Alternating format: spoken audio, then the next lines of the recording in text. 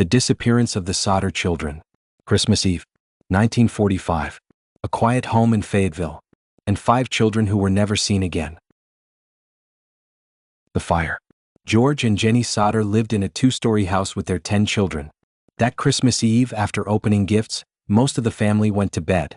Around 1 a.m., Jenny woke to the smell of smoke. The house was on fire. George and Jenny escaped with 4 of their children. But 5 were still inside. Maurice, 14. Martha, 12. Louis, 9. Jenny, 8. Betty, 5. George tried to rush back in, but flames blocked the staircase. He tried to use his ladder to reach the upper windows. It was missing. He tried to start his trucks to move them under the window and climb on top. Both trucks, which had worked the day before, wouldn't start. The house burned to the ground. The 5 children were presumed dead.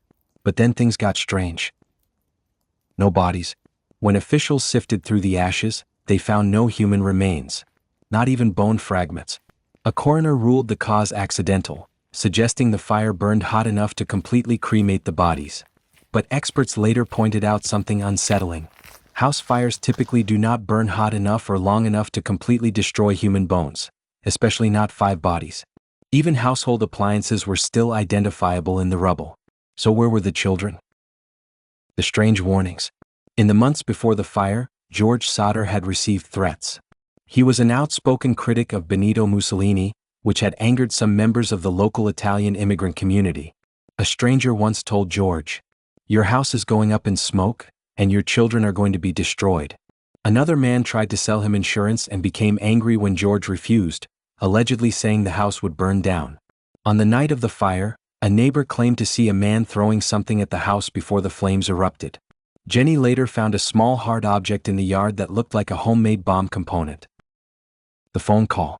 Earlier that night, Jenny received a strange phone call from a woman asking for someone who didn't live there.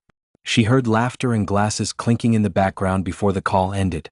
After the fire started, the Sodders tried to call the fire department. The phone line was dead.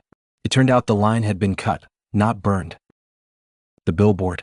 Refusing to believe their children were dead, George and Jenny spent years searching for answers. They hired private investigators. They traveled across states following reported sightings. In 1950, they erected a massive billboard along a highway featuring the faces of their 5 missing children and offering a reward for information. The family received numerous tips over the years. A woman in a hotel in Florida claimed she saw children resembling them.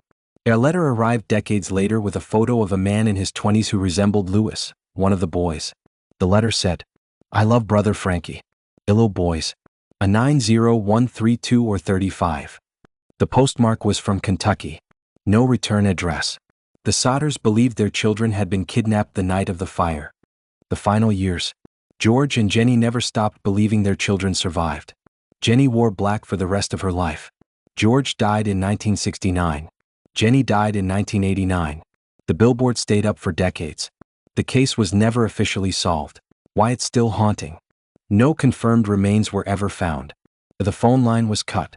The ladder disappeared. The trucks mysteriously failed. Threats were made beforehand. Was it a tragic accident? Insurance revenge? Political retaliation? Or something even stranger? More than 80 years later, the fate of the Sodder children remains one of America's most disturbing unsolved mysteries.